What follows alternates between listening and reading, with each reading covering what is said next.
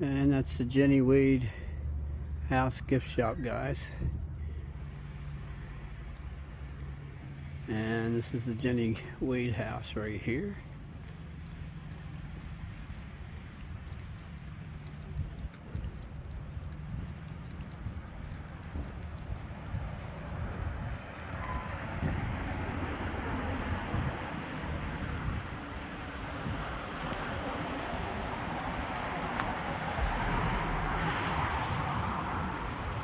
And there's a statue of Jenny Wade, guys.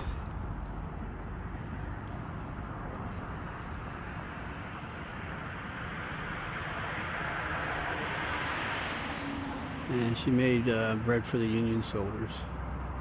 My name's Mike.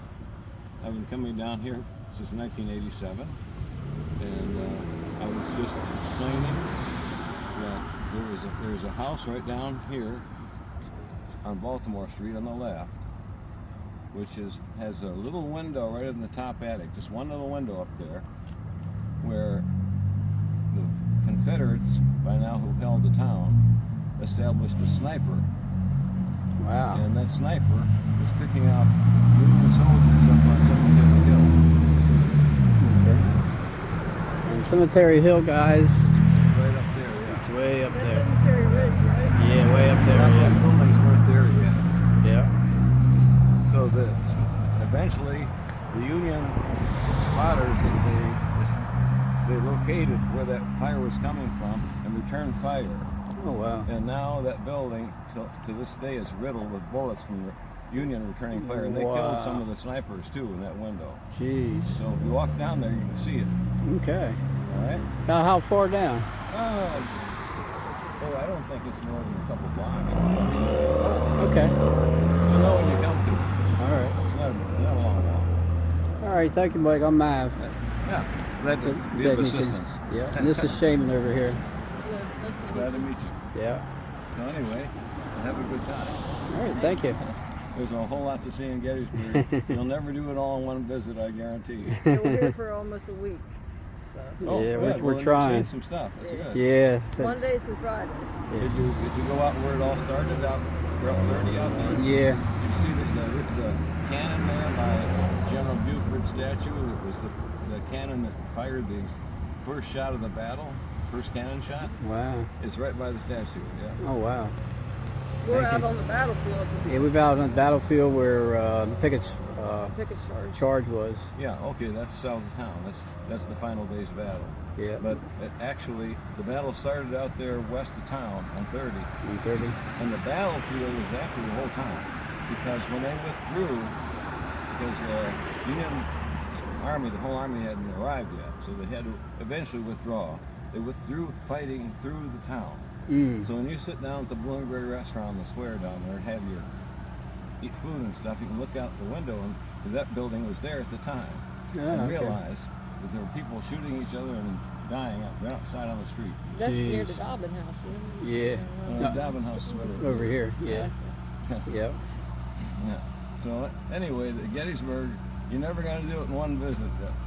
I come down there all these years, and I'm still learning something new every time I come. We were Yeah. thinking about going to the Blue and Gray place, but we went to Dobbin House instead. Yeah, we went to the And Dobbin then we House. went to the Gettysburger. That was cool. You got the Gotta get Gettysburger. Gettysburger. Yeah. Of course. We'll probably go to the Blue and Gray place. Any choices of food you like here? Any places you'd like to eat? Well, I most often go to the Blue and the Gray. There's an Irish pub just a block off of on Chambersburg Street Okay. on the left, and that's pretty good too. Okay. Yeah, but there's some good restaurants around. For sure. All right. The Dobbin House, of course, is a bit pricey, but not real bad for Mm-hmm. We got the category half food. a chicken there. That was really good. Yeah. Yeah. All right, Mike. Thank you very much. Okay, sir. Okay, we're going into the side of the building here where the Jenny shop is.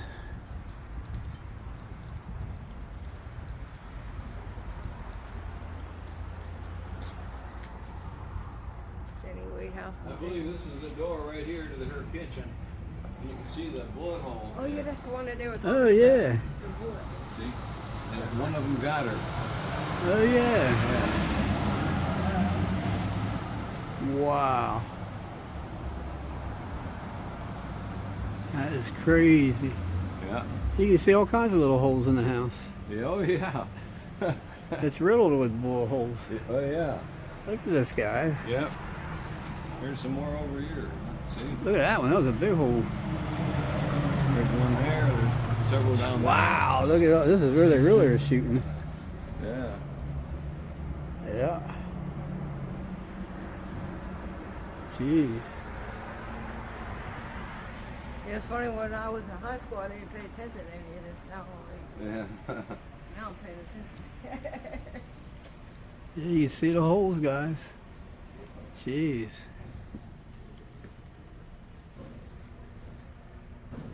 That must be the hole right there. Yeah, 'cause That big one. that one would be too high up. Yeah. Probably was that one. Wow. Yeah. That's the size of your finger, guys. That's crazy. But once a bullet goes in, it kind of ricochets too. Yeah. Yeah. Jeez. It's crazy. There it goes. Okay. Okay. This is the procession coming up the road of soldiers marching, accompanying Lincoln as he approached the cemetery to give his speech. Oh, wow. Yeah, right up Baltimore. The Gettysburg Address was at the cemetery. Yes. Okay. There's a national cemetery. Okay. Yeah. Okay.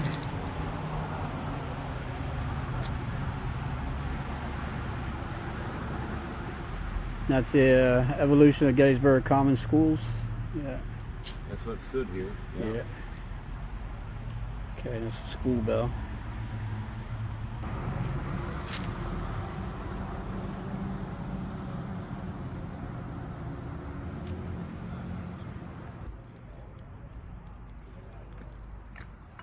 You can see his youth. He's only a kid. Yeah. He was probably, what, about 13 years old? Probably, maybe not even that. Yeah. Wow. Can you explain what the symbolism is? Yeah, this is a memorial to the American musicians and the many young people from both the North and the South who sacrificed endurance so much for our country.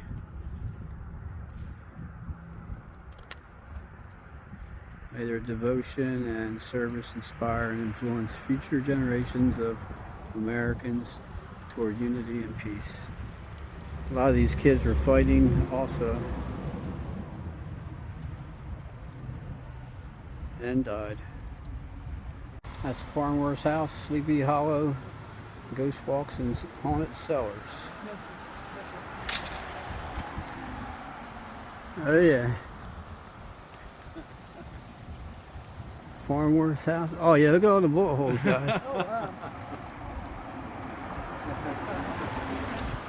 See if I can. That's where the sniper was. At the top, guys. But look at all these bullet holes.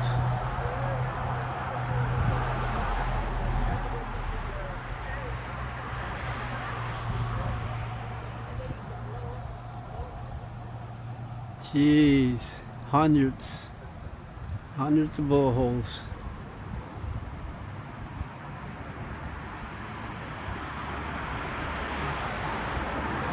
That one looks like a cannon hole just about. They were trying to get the sniper. Jeez.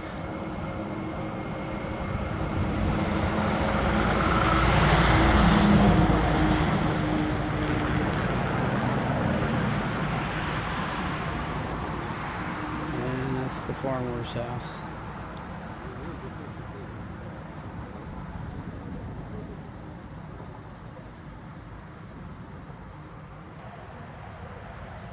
Confederate stronghold.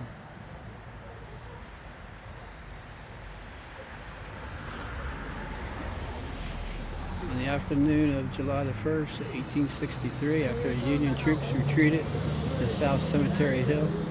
This is a 2.5 brick story which was occupied by Confederate sharpshooter Catherine Sweeney and daughter Liz. Residents of the house fled for safety. The house was a strategic location near the Federal lines, and as the Garnet window proved,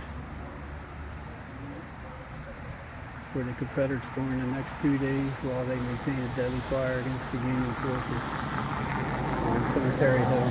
Some 150 bullet holes scarred are visible on the brickwork in the proximity of the Garnet window, which now bears silent witness to the efforts of the Union riflemen sought to overcome this Confederate stronghold. The house before? You have? Yep. Recently, or it's been a while? It's been about 6 or 7 years. Okay. You guys have not? You guys No, have never. Right. Okay. We were down the street. Where are you two visiting us from? North Carolina. North Carolina. You two? New Jersey. New Jersey? Delaware. Delaware. Okay. Glad to have you all here today. We're just going to go out this door. We'll gather over here by the side of the house. So just follow me. Watch your step here as you come out. Well, Gettysburg in the 1860s, of course it was a much smaller town back then, about 2,400 people. And at that time, the edge of town was down the street a couple blocks. If you're down that way and notice the Farnsworth House or Mr. G's Ice Cream down there, that was the edge of town back then. So here where we are, where this house is, this would have been the countryside. This was the outskirts of town. There were just a few houses scattered about in this area, so the town was down there. This house you're going to be walking through was built in 1842, so it's over 180 years old now. And something a little unusual about the house itself is the fact that it was built as a duplex.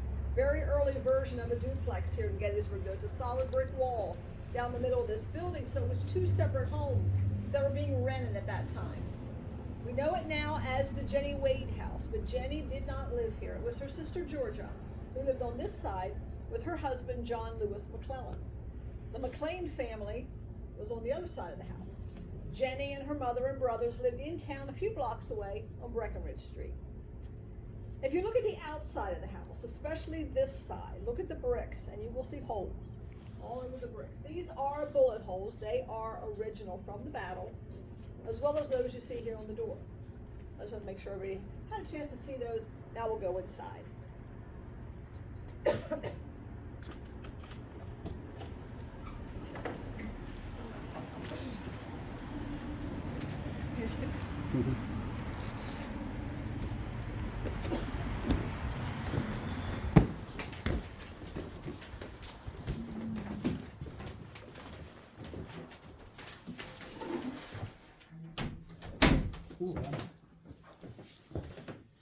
We just decorated the house for Christmas yesterday. Very subtle. You see the pine and the fruit and things on the mantelpiece, just kind of the way they would have decorated back then. That's why it smells so good in here. 1863. That summer, George is here in the house. Her husband's away, though. He's a soldier in the Union Army, so he's not at home. On June 26th, Georgia gives birth to her first child, a little baby boy, Lewis Kenneth. He was born right here in the parlor. Well, Mrs. Wade came out from town to stay with Georgia when she had her baby, so that left Jenny in town. She was there with her youngest brother, Harry, who was only 8 years old, and a little 6-year-old disabled neighbor boy, little Isaac, who she was caring for. Just 5 days later, July 1st, the two armies met just west of town. Huge battle begins. Well, Mrs. Wade was still here with Georgia and the baby on July 1st, so that means Jenny's in town with the two little boys. That battle was raging not very far from where she was, so we can only imagine how she must be feeling, how scared, how worried. But she starts thinking, we would be so much safer if we were George's house out there in the countryside. So she packed up a few belongings. She carried little Isaac. Jenny and Harry walked out here. So now the family's all here together. And they really were thinking, this is a safe place. The battle's way on the other side of town. Little do they know, things are about to change. By that afternoon, the Confederate Army has taken control. The Union Army, they're now in retreat. Union soldiers are coming back through town. They're actually going right past the house and taking up position right behind us. This area behind us is called Cemetery Hill. So if you imagine this big parking lot being a big open field, kind of right there at the top of the hill where all the construction is. Try to picture a huge part of the Union Army is right there now. So there are Union soldiers all around this area. As they're retreating, coming back through town, the Confederate soldiers are right behind them. They're chasing them through the streets. But the Confederate soldiers stopped when they got to the edge of town. So the town itself is occupied now by Confederate troops, and they placed sharpshooters in the houses all along the edge of town. Of course, they're shooting out this way toward all these Union soldiers. So now this little brick house is kind of caught right in the middle, right between the two. It's kind of hard to visualize now because if you look out the window, all you're going to see is this big hotel. But back then, between this house and the edge of town, it was wide open. There's nothing in between. So as those sharpshooters are firing out this way, that's when bullets started to hit the house. It's estimated that this house was struck by close to 150 bullets during those 3 days of the battle.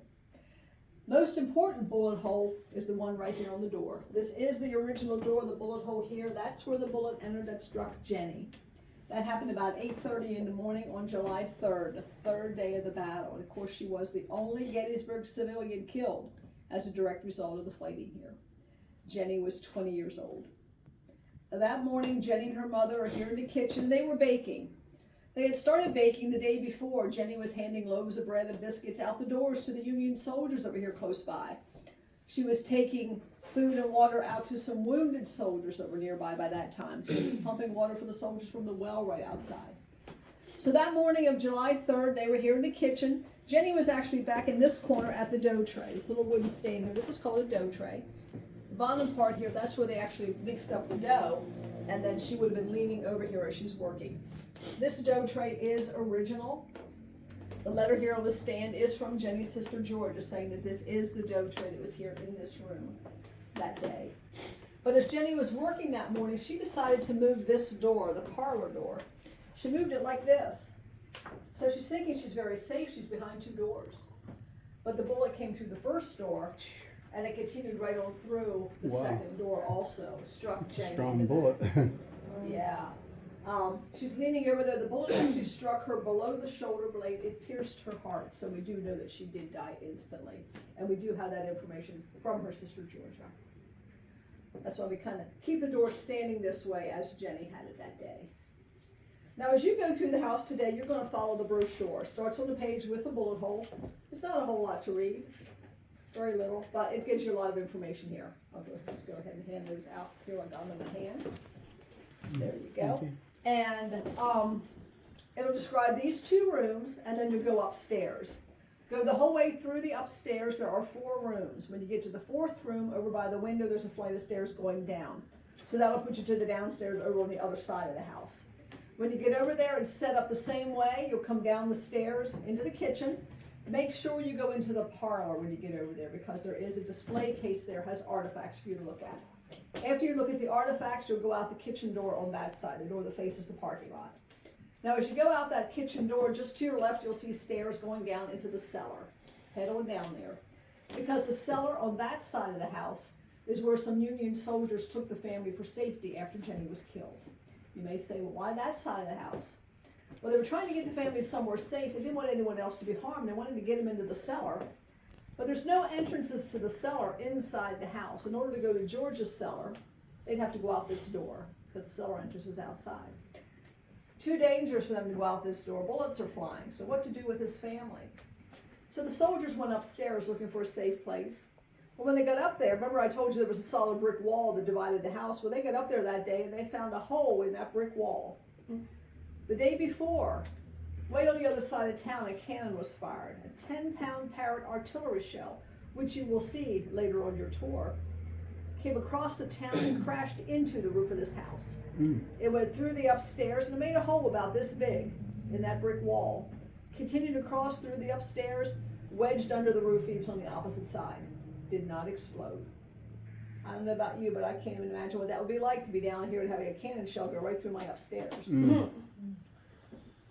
But needless to say, the soldiers are up there that day. They see this hole in that wall and they're thinking, you know, if we can make that hole bigger, that would give us a pathway through the house. We wouldn't have to take the family outside here. We'll take them through the house. We'll take them to the cellar on that side. It's safer over there. Union troops are on that side of the house. So the soldiers beat on that opening. They managed to break out some more bricks. They made a hole just big enough for the family to be able to crawl through. So that's how they got the family through the house that day. Now when you go up there today, you're going to see a big wide opening, looks like a doorway. We had to do that a few years ago just for the safety of our visitors. But that day they would have crawled through just this very small opening in that wall.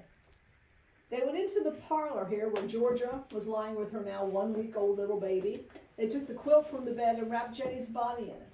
So the soldiers carried her with them as they were helping the family through the house that day. So that's where they all were, over there in the cellar, closed in from roughly mid-morning July 3rd till sometime the next day. Now also in the cellar you'll see a photograph of Jenny's grave. Jenny was buried 3 times.